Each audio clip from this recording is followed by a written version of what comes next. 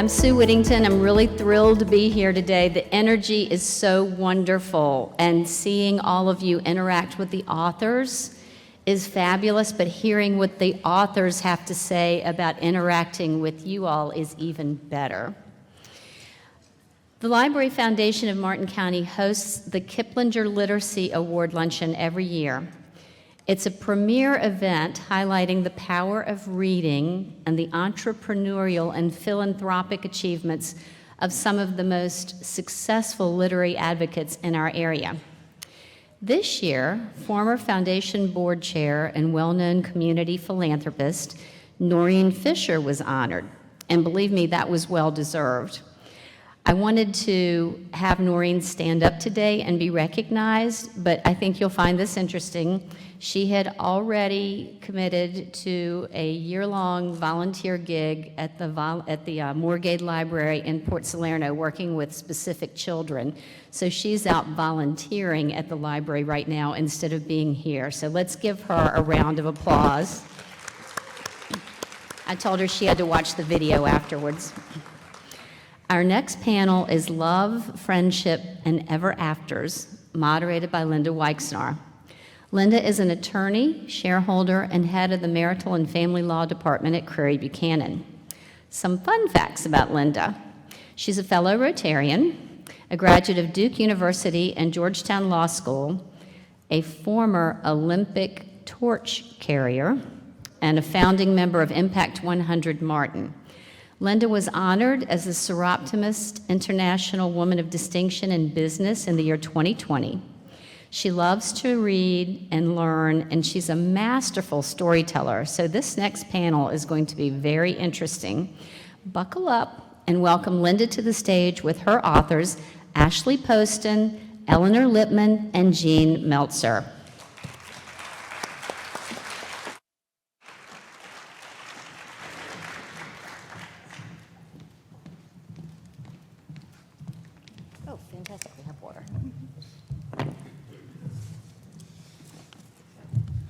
Hi, everybody. Good afternoon. Thank you for joining us. This is my second time as a moderator, and I mention that only because one of the ladies that I'm going to introduce for you, her introduction comes from one of last year's panelists. First I'd like to introduce Ashley Poston, who is at the far end. Hi, everyone. Ashley Poston started writing when she was in middle school. She never stopped. She graduated from the University of South Carolina and went on to work in the publishing industry as both a social media coordinator and then a marketing designer, and now a full-time author, and we're very happy about that choice. Her young adult novels have appeared on the Indie Next list multiple times, have been featured in Teen Vogue, 17, Entertainment Weekly, Hypable, BuzzFeed, and in the Goodreads Choice Awards. Her first adult novel, The Dead Romantics, that we're talking about today, was Good Morning America's July Book Club pick, Barnes & Noble's fiction pick for July, an Amazon editor choice, and Cosmo named it one of the 60 best romantic books to warm you right up. When not writing, she plays Dungeons & Dragons and reads copious amounts of fanfic. She bides her time between New York and South Carolina and all the bookstores in between. One thing that you'll learn about her is that she lives in a small gray house with too many plants and never enough coffee, and this Friday she will welcome 2 new cats to her charming home. So happy. Our second author, Elinor Lipman, the lovely lady in the middle. Elinor's introduction was written by Kristen Harmel, who runs a group on Facebook where you can meet other authors. It's really pretty wonderful. And Kristen was one of our authors here last year. And of all the introductions I read about Elinor, I like this one the best, so I'm totally stealing it. Known for her keen wit, Elinor Lipman is a master of social satire and has written 16 books, including The Inn at Lake Divine, Rachel to the Rescue, Good Riddance, and one of Mary Kay Andrews' all-time favorite books, The Family Man. Her debut novel, Then She Found Me, was made into a movie starring Helen Hunt, Bette Midler, Colin Firth, and Matthew Broderick. You can still find it. A writing professor who has taught at Simmons, Smith, and Hampshire colleges, Elinor has been a fiction judge for the National Book Awards and has been on the literature panel for the National Endowment for the Arts. Today she's going to join us to discuss her latest novel, Ms. Demeanor. It was released in late January by Harper Perennial. was chosen as the Barnes & Noble fiction pick for the month of January and has been called a complete and utter delight by Richard Russo and sexy and fun, breezy and engrossing by Tom Perrotta. The Chicago Tribune called her the last urbane romantic. Now, that's not from Kristen Harmel's. I found that somewhere else, but I just loved it so much that you don't hear the word urbane too much. So, and having now met Elinor and spent a little time with her, it's really just the perfect description. And Jean, here immediately to my right, has the unique distinction of being the world's only Emmy Award-winning, chronically ill and disabled rabbinical school dropout. That's a lot. It is this extraordinary background coupled with a firm belief in holding on to your joy and seeking out happy endings which forms the basis of her diverse work. She also has become an outspoken advocate for myalgic encephalomyelitis, a chronic fatigue syndrome. In 2012, she ended her rabbinical studies and spent many years homebound because of this disease. But today, Jean lives a thriving, chronically fabulous Jewish life in Virginia. She sees her challenges as part of a larger journey and is eager to share her stories with others. She's the author of the international best-selling book, The Matzah Ball, currently in development to be a feature film, and Mr. Perfect on Paper. Her third book, Kissing Kosher, will be available August 29th, 2023. So as you know, at the end, you'll have the opportunity to bring up some questions for our authors, so please think about them and have them ready for when it's time for you guys to get to question. But at first, I get to do the questioning. So, ladies, having read each of your books, what strikes me first is that they're not just about your straight girl meets boy wedding bells ring. They're all about family, and not just nuclear family, but the family that you choose for yourself, and not just, upline and downline mothers and daughters and children, but they're about the grandmothers and cousins and people that you meet along the way, and how those people all become part of your tapestry. So is this type of a chronicle something that you approach intentionally, or do they just come out that way? Ashley, let's start with you. No, I start first, okay. For me, writing romance or love stories is about not only falling in love with the person you're meant to be with, but also in love with your community, with your family, with your way of life, with your career, falling in love. For me, every story in existence is some sort of love story, right? Whether it's with someone else or a love of the author with a genre, or with a love of crime, right? Which was the last panel. So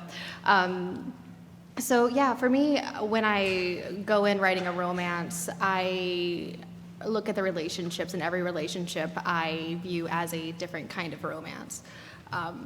Yeah, so that's how I do it. And I love writing about community and family and strong ties. Elinor? Well, I don't set out to do anything. I just sort of, write one sentence at a time. But I think what influences, I grew up in an exceedingly functional family. So I had devoted parents. They were older, in their 40s when they had me and my sister.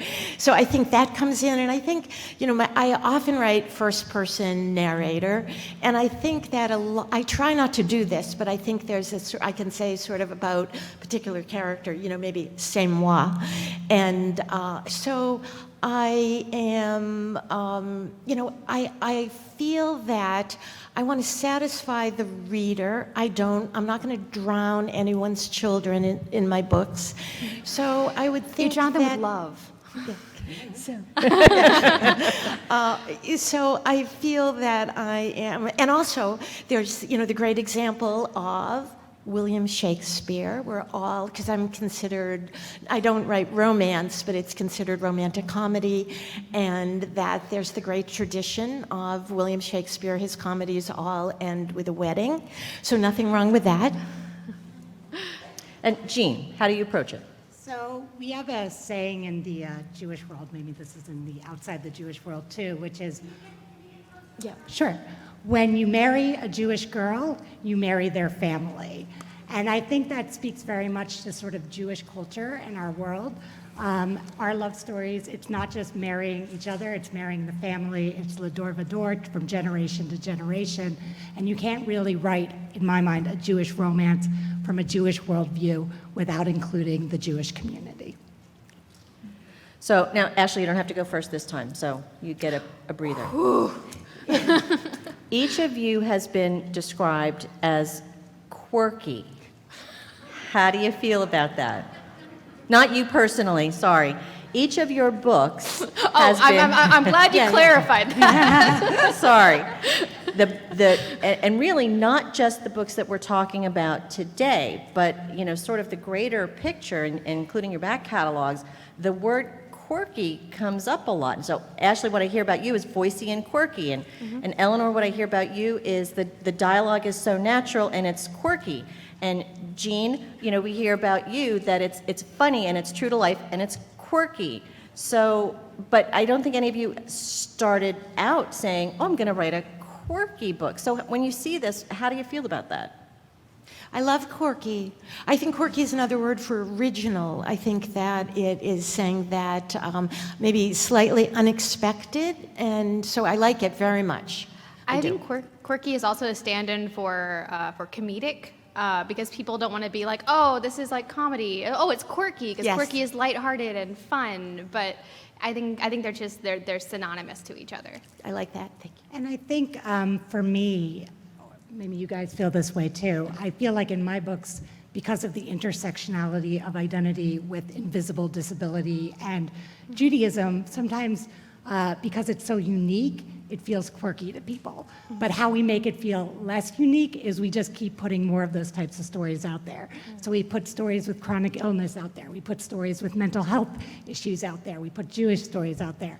And then I think after a while, they won't be considered quirky anymore. They'll just be part of the canon. So, Jean, I'm so glad you said it exactly that way, because your first book, The Matzah Ball, which was fantastic and funny, that woman, she's neurodivergent. She's got some illness going on, but this is not a spoiler. You'll read about this like in the first 5 pages of the book. She's a Jewish woman who loves Christmas, and she writes Christmas romance novels. And then in the second book, Dara she's got a chronic illness, but she's also, her Jewish heritage is right out there. And your third book that's coming out in August, she's got a chronic illness, and the Jewish heritage is really very much a part of the story. So is this something that you intend to make at sort of the forefront of each of your novels? Absolutely. I've been sick since I was 18 years old. I've been homebound for the last 10 years, and for 2 of those years, I was completely bedbound. My biggest event was a half-hour trip to the grocery store, maybe once every 2 months. As I like to say, if you think lockdown was bad, imagine that for 2 years. And one of the hardest parts about being diagnosed at 18 or being that sick was that I had no models for what life with chronic illness looked like. To this day, we don't see chronic illness on television, in books, and film. So for me, part of this missionhood of this place that I've been given to write these books is to not only provide models, but to be a voice for all the invisible, the millions missing that are sitting at home who don't have a voice for themselves. So I will continue advocating for the chronically ill, for the disabled, the chronically disabled, and for those with mental health challenges. And you've talked that one of the very important things to you about that topic is changing the language, how we approach it, and not talking about chronic illness, because it's not a cold, it's not the sniffles, but sort of coming up with a language that really is much more descriptive.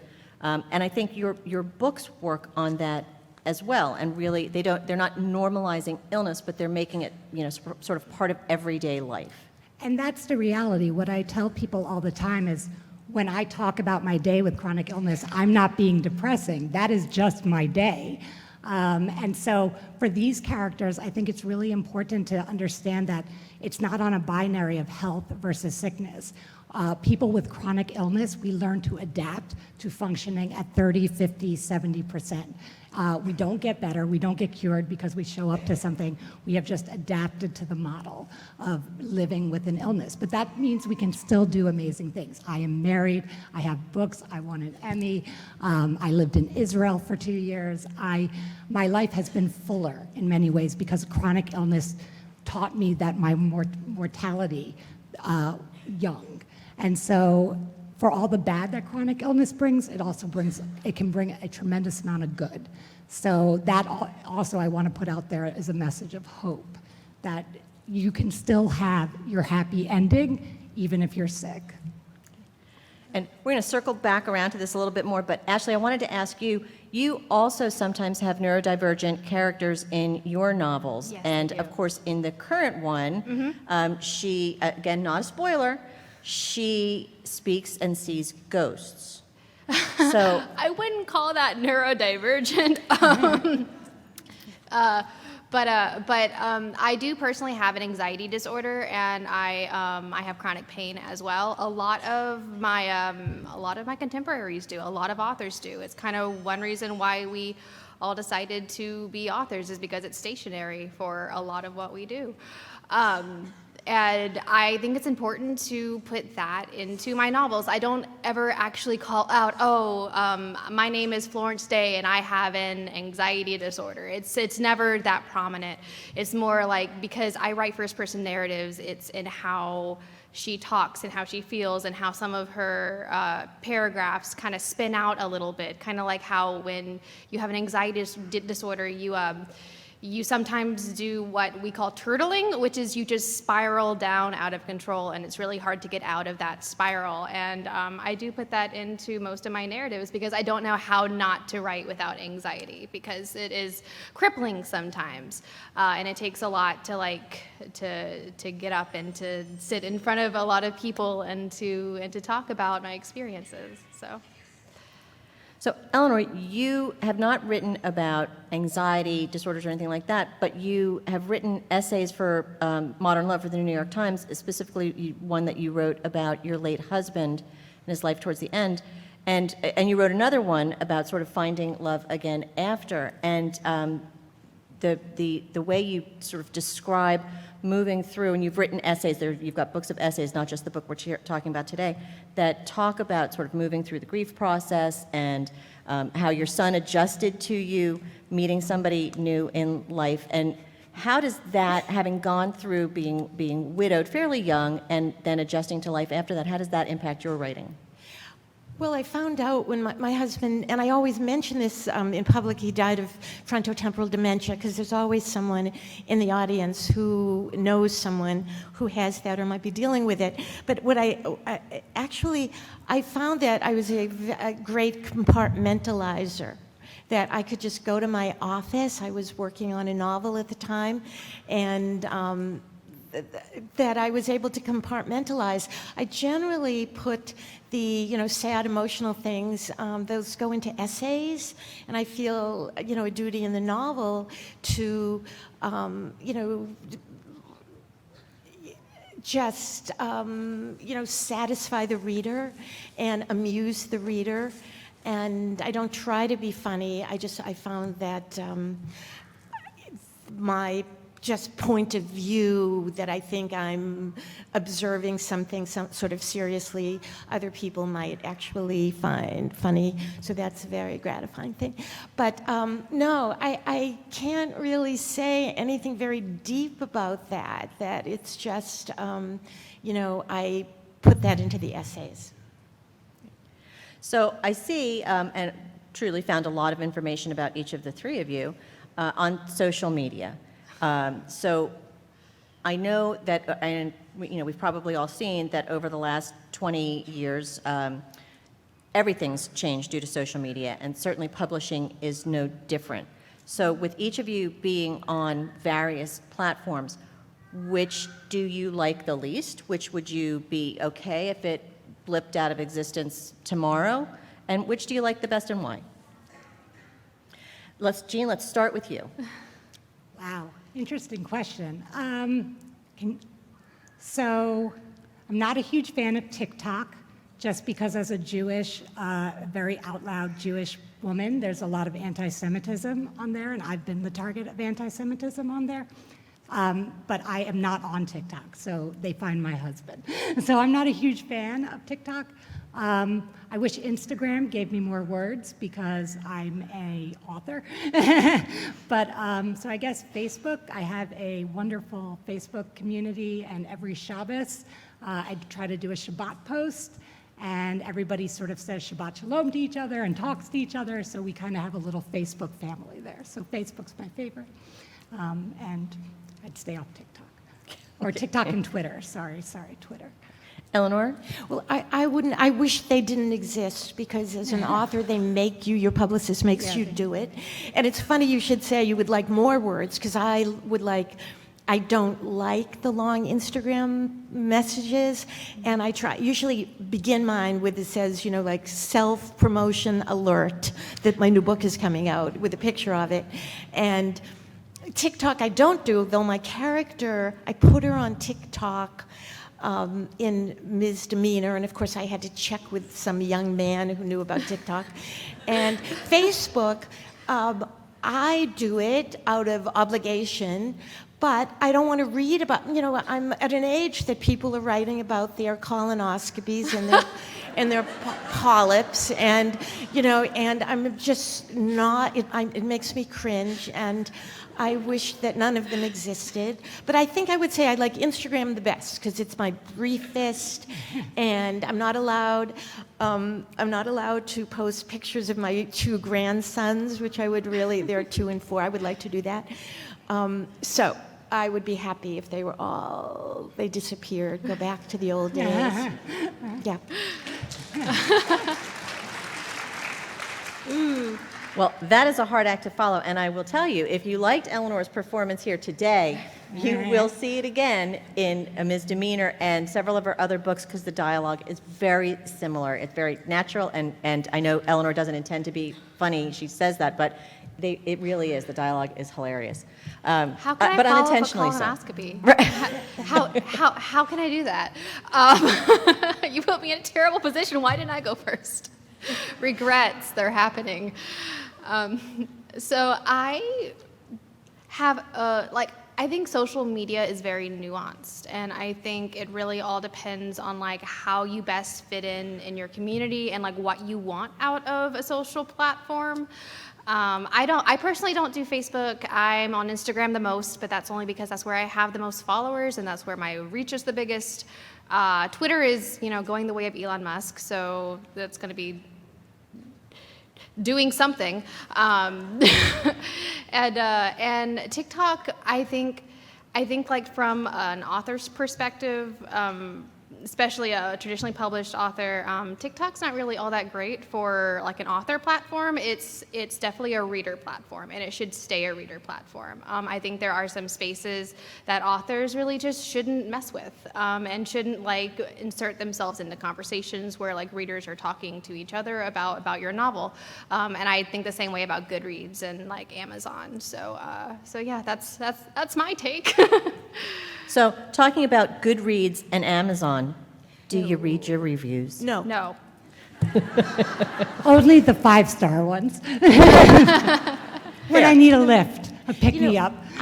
There was the exact minute when I stopped reading. It was a long time ago. It was one of my books called The Ladies' Man, and I was complaining to a good friend who was, my first editor was Stacy Schiff, the Pulitzer Prize-winning biographer Cleopatra. Her new book is Samuel Adams. But she was my editor when she was 25.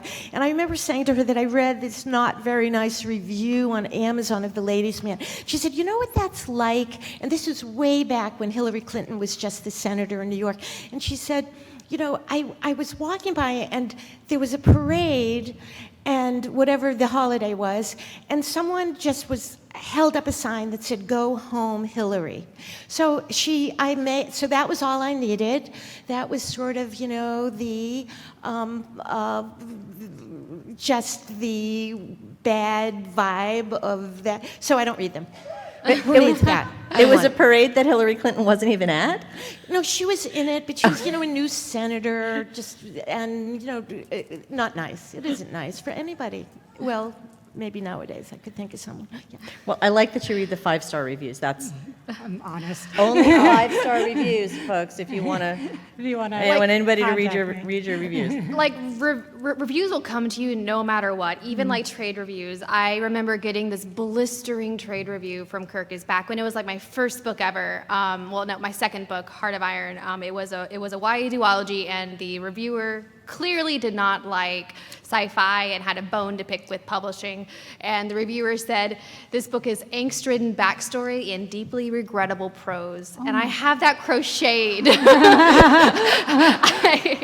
I stitched that into a pillow, and I'm like, I will remember you for the rest of my life. So I don't need to see other reviews, because that's going to be the deepest, most terrible review I will ever get. And another thing that promoted my non-reading of reviews is I remember reading and loving, and she won the National Book Award, or maybe Pulitzer, Alice McDermott's, was it Cousin Billy? Or does anyone remember the title of that book? So I thought, that is the greatest book. So I'll look at the Amazon reviews, because there's going to be the, I shouldn't, no, I don't want to say, no, I won't say asshole in this. I'm not doing it. But You just said it. If that can get 2 or 3 stars from a crackpot, and then I found, maybe a separate piece, or so I chose, 3 fabulous, perfect books, looked at their reviews and said, see, the world is filled with crackpot reviewers with a mean streak, and what do I care about those for? And also like how people I'm sorry. How like people interpret a book is like different per person, because you're going in with your own like lived experiences and your own like views of the world, and so every single person's like read of a book is different, no matter who you are. Like I can read the same book as you, and we will come out with 2 completely different experiences. Because of our lived experiences. And I always think about that whenever like I get tagged in an unwanted review or something. It's like, oh, well, I guess something else is happening in your life and you're not, and like you brought that to my novel, because that's usually what happens, is like the world around people like influences like how you read and what you read. So yeah. Yes. Ashley, you wrote something along those lines into the Geekerella series, where one of the characters talks about, why does everybody have to see the same symbolism in books? Why can't we just read books and get out of them what we get out of them, and they just sort of mean to us what they mean to us? Mm-hmm. And so it's interesting, because we have that, and this is going to sound like a weird conversation to have at dinner. We have that conversation at my dinner table a lot, because my niece studies American literature, and I say, well, why does it have to be, that somebody in the Grapes of Wrath represents so-and-so, why can't they just, be a guy? Mm-hmm. So when you all write, do your characters intentionally represent things? When they eat a certain food, does it intentionally represent something? Or is it just a happy accident when it happens? Let's start. Ellen, yeah. I'm going to start with Ashley. No, Ashley. Oh, me? Oh, gosh, okay. Whenever I put something intentional in a novel, you will know it's intentional. Like if I'm like, oh, she's just wearing a blue dress that day, and I never call attention to it again, she's just wearing a blue dress that day. So there is this really great middle grade author, Owen Colfer, who taught me a long time ago the rule of 3s. And the rule of 3s is that if something is called out 3 times, then it's important, and then it's important to the story. So that's what I've always like carried over into my writing, is if it's like called out 3 times, then it's important to the story. Otherwise, it's your mileage may vary. I use food all the time to characterize people, and it all started when I was in in college, and I went home with my then college boyfriend to his mother's house, and there was another young couple. We were like 19, 20, and she served liver and onions. Oh, Yeah, delicious, really. actually. Yeah, right. Okay. Yeah, which I happen to like liver, but I remember thinking that said something about her awareness or her hospitality, maybe. So in fact, I wrote an essay about this for Gourmet Magazine, but I definitely use food to mostly, if someone is just wants hot dogs and beans, which I love, but then there are the, people who cook with ramps and, name another sophisticated food, creme fraiche. So, yes, so I use it. It's a lazy way to characterize people. So for me, I think all my books are sort of filtered through the lens of Torah or our Bible. I don't think you can really write Jewish romance from a Jewish worldview without the stories of our peoplehood. And for me, again, I'm a rabbinical school dropout. In biblical tradition and biblical study tradition, in my tradition, we have something called Peshat and Drash. Peshat is like the simple layer of a book, and Drash is like the deeper meaning, the metaphors, the layers. I think for my books, there's a Peshat layer, and it's the fun, it's the shtick, it's the rom-com, it's the happy ending at the end. But there's absolutely always a deeper layer. There's metaphors, there's midrashic stories if you're Jewish. There is multitudes. So I absolutely, if you just walk away from my books with just having a great time, I'm happy as a rom-com writer. But if you take more, then I feel like then you get a little more. So this is Jean's book, Mr. Perfect on Paper. So you have annotated things. I'm not reading to you, don't worry. Jean, in your book, in Mr. Perfect on Paper, your heroine has she does meet her Mr. Perfect on paper and then in real life. Again, not a spoiler. I mean, it's... but one of her most important relationships is with her grandmother. And so when I was reading it, I mean, that relationship really spoke to me because they're obviously very close. Her grandmother is old and they know she's dying, not a spoiler. But I love this relationship because she goes to see her every day. She brings her grandmother and her grandmother's friends their favorite food. And you just see the closeness. So to me, this is where, the theme for your panel sort of comes to me, that it's not just the boy meets girl, it's these deeper relationships of family and tradition.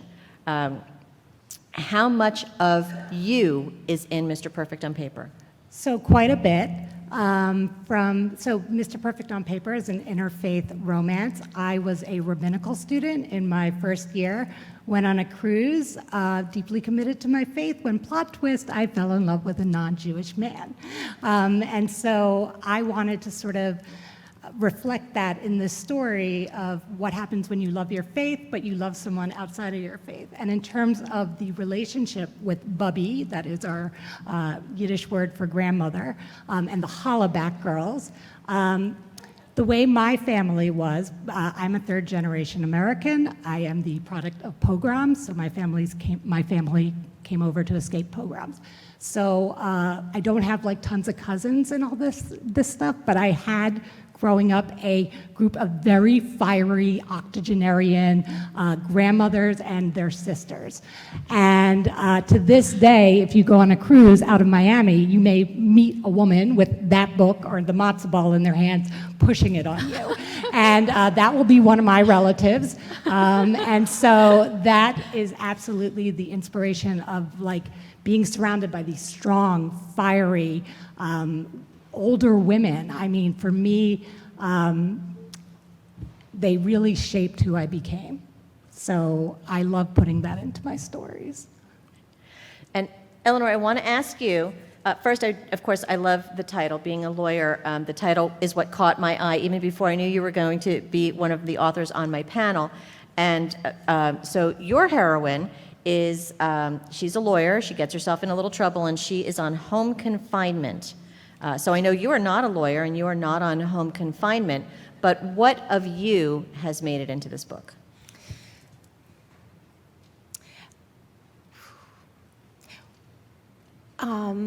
Well, let's see. I think it's first-person narration and my character Jane. I think there's a lot of me, and just in terms of outlook, she's a little cynical and let's see what else. But the cooking. I cook a lot, and she has a little side job in the book where she has a little catering within the building, which is how she meets another person wearing an ankle monitor in the building. So I haven't experienced that. But I would say what's probably the most about me in the building is I used my building. It's a Midtown Manhattan apartment building, and it starts off on what the character calls her proudest and newest amenity, which was the roof was made into a terrace, and that's our proudest and newest amenity in the building. So I would say one of the most is the residential aspect of the book. So that's not a very good answer, but I just write one sentence at a time, and I can't help kind of speaking in my own voice, I think. And before we move on to Ashley, I do want to ask you, the first dish that she makes with the onions, is that a real recipe? That is a real recipe, boiled onions she makes on TikTok, kind of a little rebellion because her sister made her do it. Yes, I own the two cookbooks, and they were published. One is 1896 and the other was 1897. And the first one, Hood's Practical Cooks, '(s) cookbook, was published in Lowell, Massachusetts, which is my hometown where I was born and raised. So yes, I own these two, and as you know, as a lawyer, the copyright has long been expired, so I could quote directly from them. And so I did that. But everyone asks if I've made these recipes. I made the bread pudding my whole life, yeah. Do you have those cookbooks? I have those cookbooks. And is Great Aunt Margaret real? Who was the cook for the rich people? Great Aunt Margaret is a character in Life with Father, the Clarence Day memoir, and it was a TV show, a movie, and a play. And I make up the fact that Margaret, who was the housekeeper in real life for the Day family, was a great aunt of my character. This is not a major plot point. Okay, Ashley. Oh boy. How much of you is in this book? That's a real good question. Other than a small town in the South. Okay, so it's about a small town in South Carolina called Marymount. I'm from a tiny bit bigger town called Lexington. But a lot of my love for my family is written in the book. My dad is my best friend, and I killed him off in this novel. So this is the second novel I've killed the father off, and so my dad is just like, are you trying to tell me something? And I'm like, no, father, I am not. But you do have good life insurance, right? So, my mom is a really big into ghost stories and hauntings, and so I know she always wanted me to write a ghost story, and so I finally found a story that I wanted to write with a ghost. And don't worry, it's a happy ending, so you don't have to worry about an unhappy ending with this book. But yeah, so I guess that part of me I wrote into it. Florence is not all that much like me, but her experiences in publishing, because she's an author and she's also a ghostwriter, is very similar to what I have experienced as well. So. And one of the things that you and I talked about very briefly last night is you use the term in here, mediator, for a person who is able to see and speak with the dead. Mm-hmm. And that is a throwback to who? That is a throwback to Meg Cabot's Mediator series, which I grew up with as a teenager, and I still have the first edition copies of those books at home, and I go back and I reread them sometimes. They're some of my favorite young adult novels ever. Was she a big influence for you in wanting to become an author?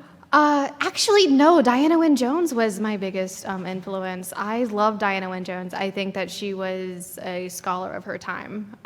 She should have been up there with Terry Pratchett, and like her name should have been known as like a really big name in fantasy. But her books just never really got the same appeal as the Terry Pratchett's of the world. So. Elinor, I know that you found your voice when you took a writing class, and that professor had some very good advice for you through the years. Yes, his name was Arthur Edelstein, and not a published writer, maybe a few short stories. But I kept taking various iterations. It started as adult ed at Brandeis, and it cost me $40 for 10 weeks.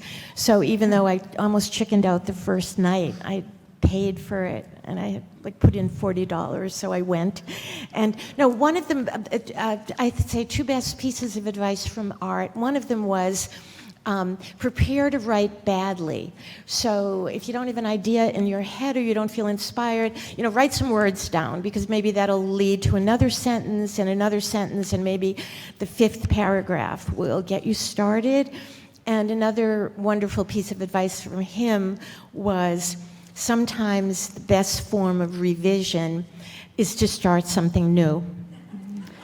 And That is a whole mood. Yeah. That is a whole mood. Like you get and 20 you've notes. done that. Sometimes you have yes, thrown away yes. hundreds of pages. Oh, I've thrown away, for Isabel's Bed, I had a whole other bad 125 pages, and I threw that out, and with The View from Penthouse B, yeah, so I don't have to go through everything, but it's very rare where I continue from where I start. So but I sort of have faith in the process to know that I don't know where I'm going, and I can be very unhappy with a chapter or the beginning. I'll fix it, but the process is, I'll make it better. And one of the other things that you were quoted in an interview saying that one of your editors said to you after reading your book, "If I were going to buy her a gift, I wouldn't know what to get her." And how has that changed the way you write your characters? That was just my agent before she submitted it to an editor. She had this wonderful, I thought, it really helped me, because I'm not good at description, or it doesn't come naturally. I have to force myself, like, what are they wearing? What do they look like? And my agent said if I had to buy April, the narrator, if I had to buy her a present, I wouldn't know what to get her. So I went back and I put on sort of like the dropped waist dresses that this same agent wore, and I gave her like her immigrant mother's furniture, and I don't do much, but that was very helpful. And then she submitted it to Stacy Schiff at Viking, and that began the beginning of a wonderful friendship. And Jean, how do you flesh out your characters with, sort of a descriptive paragraph, or is it over time a development? So I'm really lucky that my characters are kind of born like fully formed from my forehead. But for me, the most important part is sort of the outline.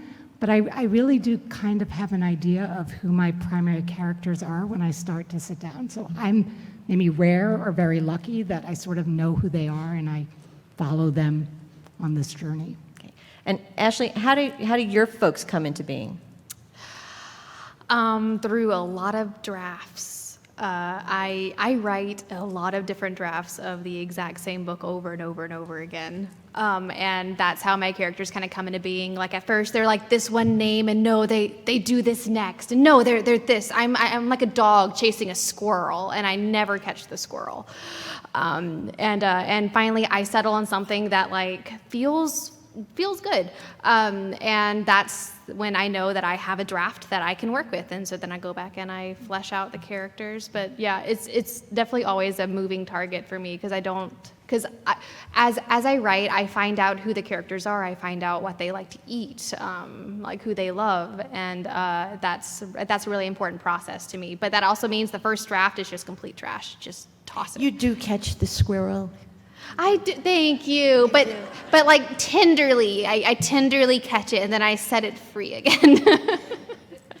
And so for each of you, do you ever find that you have put, an act in the beginning of the book, an event that needs to move later or is later that has to happen earlier? And how do you make those decisions to move those things around? So I think I am a little different than you guys. So I was trained originally as a screenwriter at NYU. So I am a real classicist when it comes to storytelling and the 3-act structure. So for me, I always start with an outline, and I always know like my beats, that's the screenwriting term we would use for the beginning, middle, and end. So when I write my first draft, it's a pretty clean draft, and then I just go through draft. I do what you do, and I keep writing until I get to a point where I'm happy with it. But it doesn't veer too much from that original outline, that 10-page outline I do before every book. Now, Elinor, you don't outline at all. I don't outline at all. I think it's just laziness. I think that would take a lot of time to figure this book out. So I cut a lot. I cut too much probably, but I keep a document, and it's sort of the graveyard of paragraphs and whole chapters. Oh yeah, I do that too. Yeah, that I cut, and sometimes I look back. But this is slightly off the question, but it's more that I add, because I read this wonderful interview with Faye Weldon, who just died about in maybe late December, a British novelist, and it was an interview with her, and she said that when she worked with students and she read their work and they were worried and they said they were stuck and maybe they had writer's block, and she said, no, it's not you, it's the work, which is about the worst thing you ever want to hear. But then she said, maybe you have to add someone, you have to add a character. And I found that is one of my guiding principles, and I did it with in Ms. Demeanor and in Good Riddance. It was just, I have to add someone. I need another character. I have to open it up. I was actually also trained as a playwright before I transitioned to writing novels. So the 3-act structure is also like cemented, and also the 1-act structure for the 1-act plays, wild. But yeah, so I always know that in the first chapter I have to have, because I write romances, romantic comedies, I have to have the meet cute.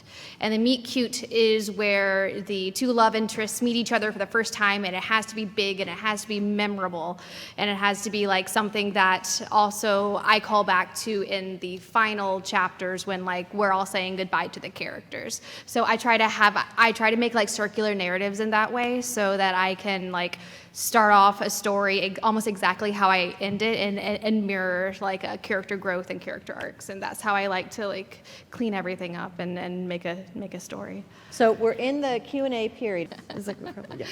Ashley, how has your life changed since being selected as GMA Book Club?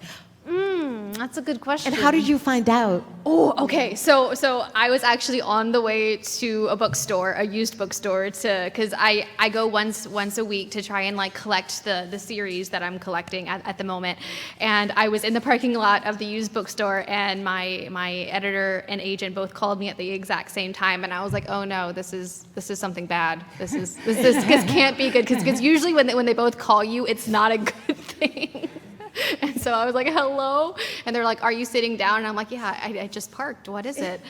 And they're like, The Dead Romantics has been selected as the Good Morning America July Book Club pick. And I just started crying because it was something that I never in a million years thought would happen to my little ghost book. And so I had to get trained in like a media training, which was wild. I had like meetings set up, and I had to go to like media training classes, and then I had to get a new wardrobe, because obviously you can't go on Good Morning America in jeans and a t-shirt, sadly. So I got a new wardrobe, and it was a phenomenal experience. I flew up to New York. I did it in a small little bookstore in Rhinebeck called Oblong Books. I love Oblong. It's they're so pleasant. My best friend's the manager of Oblong, and so I was very excited to do it in their bookstore, and like since then it's just been a really lovely time.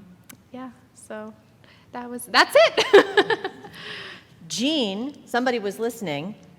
What television work have you written, and for what did you win your Emmy?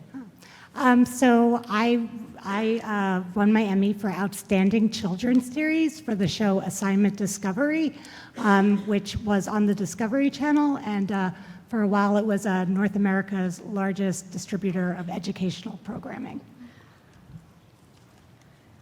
Beat out Big Bird. All authors, and Elinor, we're going to start with you. Oh, I love this question. What is something you wrote that was so outrageous you had to omit it from a novel?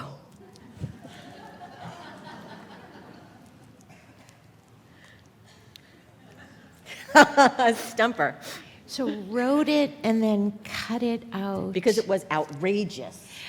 Outrageous. Well, you know, I had a whole book that was outrageous. Rachel to the rescue, and I'm going to be delicate here, politically speaking. I'm in Florida, but my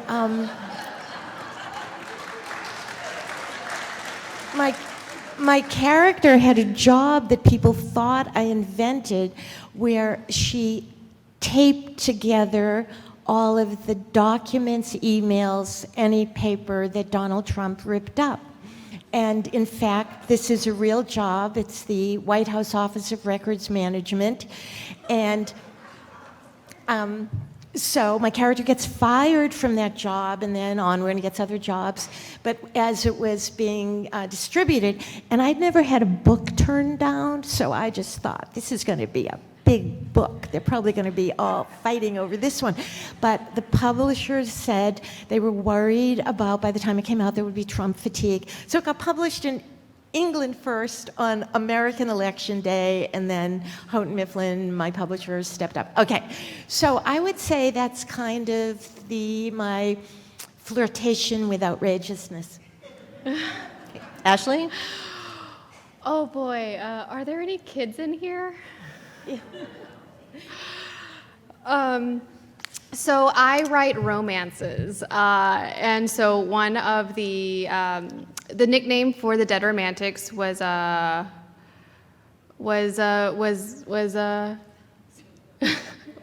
Boners.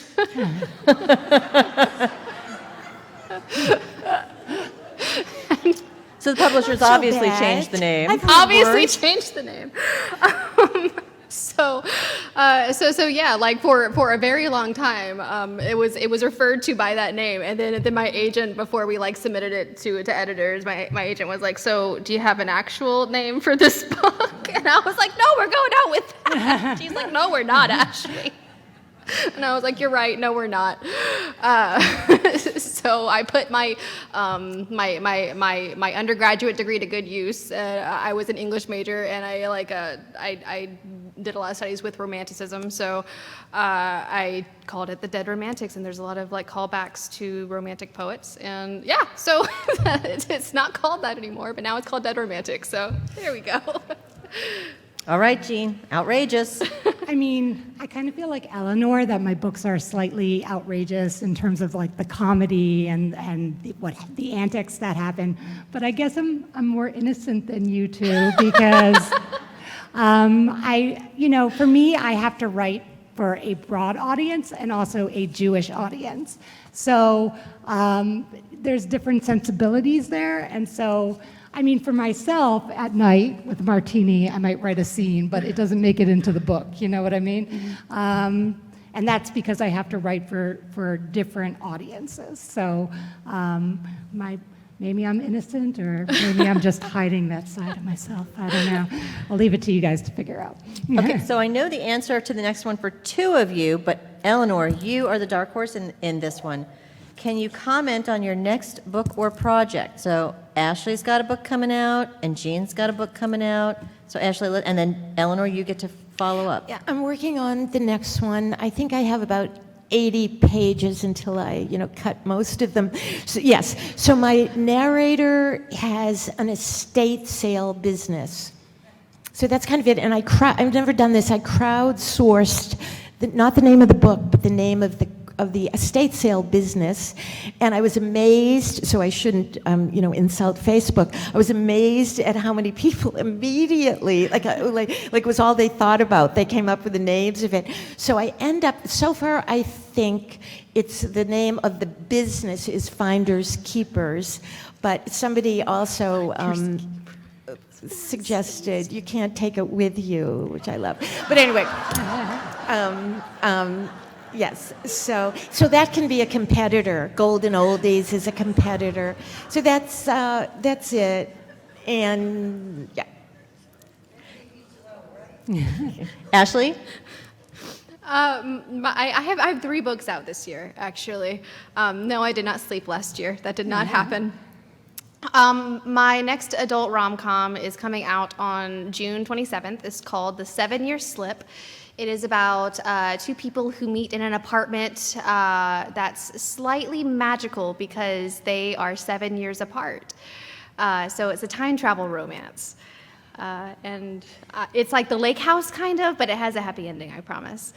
And then I have 2 young adult books coming out as well. I have a Buffy book coming out in August, and then I have a Marvel book coming out in October. And Jean, I know 3 is coming out and 4 is in the works. So. That's correct, yeah. So my 3rd book is going to be called Kissing Kosher.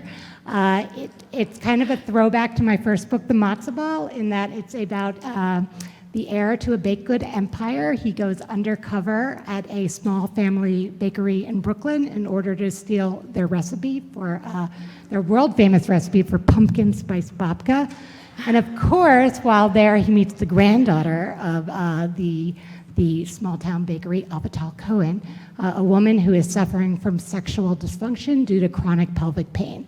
And this is actually my first book that kind of gets into some sexy area, but I felt it was important because we're dealing with chronic pain and sexual dysfunction in romance. Why not? Of course. So I'm really excited about that book because I think it's going to be a good starting point for conversation for lots of folks.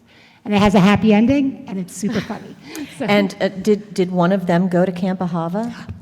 so that is my universe. Yes, Camp Ahava is, if you're Jewish summer camp is a really big thing. And so all my characters in all my books at one point have gone to Camp Ahava, which might or may not be a kind of shadow organization for Camp Vermont, if anyone knows that camp. So All in upstate New York, right? all, of course, I'm a Northeast girl, so yes, Berkshires.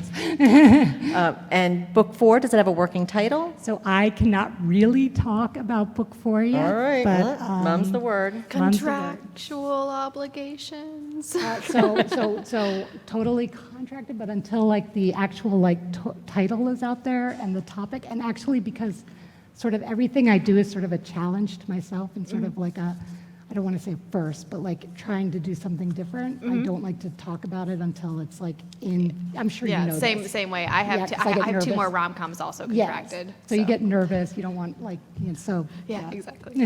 Okay, last question for each of you. Ashley, you're going to start first. Favorite author, not you, to read? Oh, it's easy. I've already talked about her. Diana Wynne Jones. She's my favorite. Can I have a small story time session? Very small. Oh no, 1 minute. Never mind. No. We're not going. Sorry. Ask me later. It's come really meet great. Ashley in the cafeteria later. It has to do with Tolkien. Elinor, favorite author to read who's not you? Oh, I have to give 3 because these are all late, dear friends of mine. Started with Carol Shields, who wrote Stone Diaries. When she was dying, I said to her, I'll always name you first, and then second. Anita Shreve was a very close friend, so I told her the same thing. And then best friend for 40 years, Maymeave Medwed, and this book is dedicated to her. So they're all wonderful novelists. So obviously, my favorite authors are Ashley Poston and Elinor Lipman. Poston. So sweet. And with Not that- allowed. Go buy their books and then buy mine too. We are playing you off the stage now. Thank you all for coming. Of course, the authors will be across the way for you to meet. See us over there.